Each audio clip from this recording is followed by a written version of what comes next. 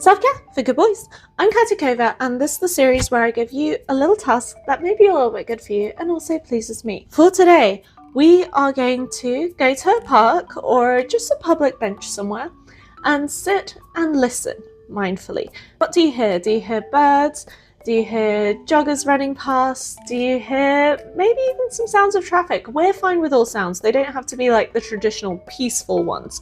Just notice and let your full awareness be on the sounds. Good boy!